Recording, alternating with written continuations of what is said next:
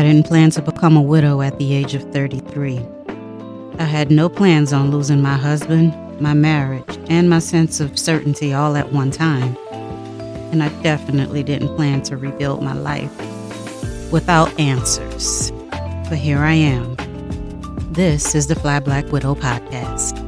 Hi, my name is Cecily Coleman, and this is the Fly Black Widow podcast. It has taken me 18 years to launch this venture because it's taken me 18 years to come to terms with who I am right now at this moment. Back in 2008, January 20th to be exact, I became a widow. I was 33 years old, and I was, for the most part, happily married, and I lost my partner to a random drive-by shooting.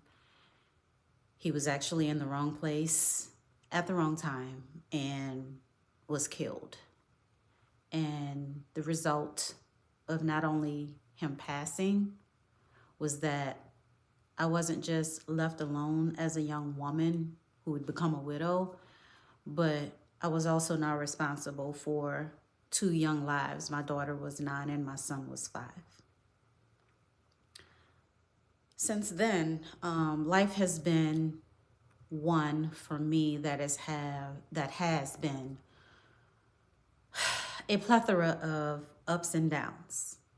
As you would probably think, such a wave of emotions that I've experienced over the past 18 years that have brought me to this point. I've been on a couple of podcasts. I've spoke on a few panels, but I've never done the amount of explaining I need to do for myself in order to continue to navigate the healing process. Because as much as we hear that it's going to be okay, your healing is right around the corner, it never happens. You learn how to deal with the uncertainty, but the darkness is literally going to always be there. You're never going to understand the why behind what happened. I was always taught never to question God, but I have questions. I've always had questions, and I've been afraid to ask. I feel like, we should be able to have some of the answers, no matter what those answers look like, right? I've stayed silent about quite a few things. Growing up as a child, I was never taught to extend my voice. And so it's taken me to become an adult to learn that I do have one that needs to be heard when it needs to be heard.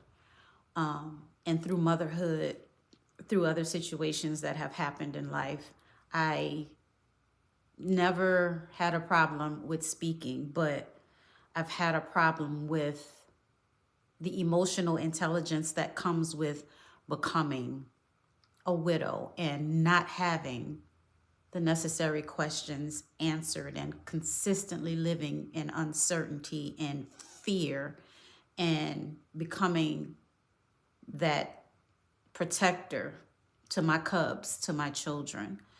And I'm doing this series with the blessings of my kids who are now 27 and 23. And I also have 2 little grandbabies that are 5 and 2. So after speaking with my therapist and reading through several of the journals that I've written in over the past 18 years, I felt like now's the time for me to get the message out.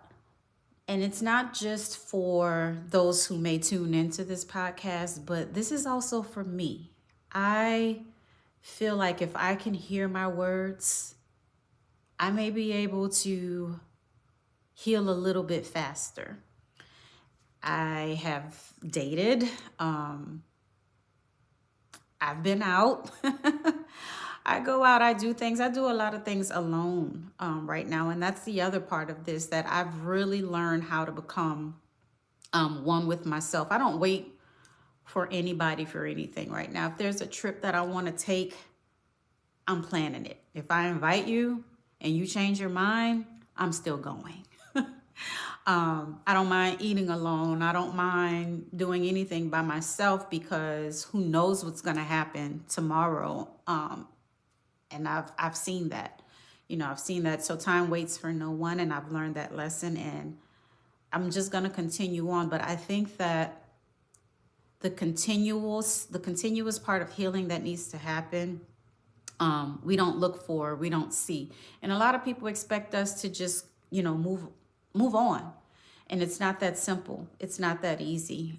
Becoming a widow, it's not just you lose your spouse. You become the sole breadwinner in your house. You're the only person that your kids can depend on.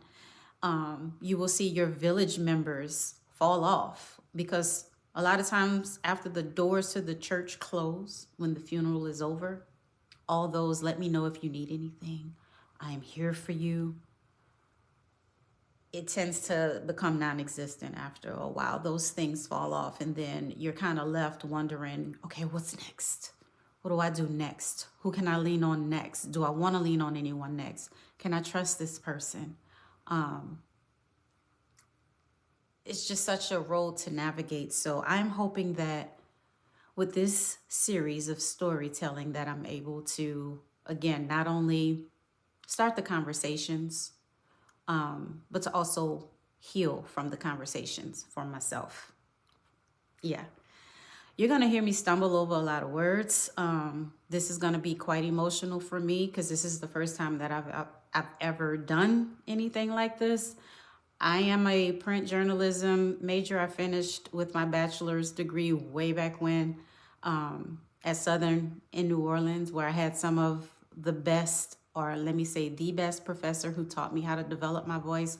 But this is something that's new, because it's something that I've sat on for a while, but it's also something that's scary to venture into. But I felt like it was time. Especially right now, I'm hoping that as I continue with some of the series, that it just not only, helps folks that may have lost a loved one, and may have questioned what love is, but also we have so much going on in the world right now. So I'm hoping that the words that come to you also help you navigate a lot of the uncertainty that we're dealing with right now, because it's thick. It's really thick right now. It's thick to breathe. The air is thick to breathe. The emotions are thick to navigate through. The trust is extremely vague, but hopefully I'm able to contribute my small, very small piece to some of the puzzles that might be out there. And yeah, I hope you guys come take this ride with me. My next episode, again, through storytelling, I want to talk about where I was before I met my husband, how I met my husband, and what led up to us forming a relationship and deciding to get married and become one a year after we met. And from there, I'll get into more of what life was like as a woman, as a wife, as a mother, and just the good parts of marriage, because we had some beautiful, beautiful moments, and the downsides of marriage, because we had some very, very deep valleys that we visited on many, many occasions. And at the end of it all, what brought us to where we were towards the end, and how I've been left with a lot of unanswered questions that I'm still navigating through as I walk through life, with still trying to understand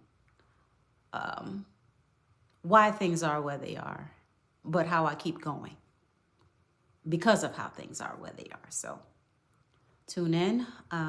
We are on Spotify. We're also on YouTube, and we're working to get on Apple.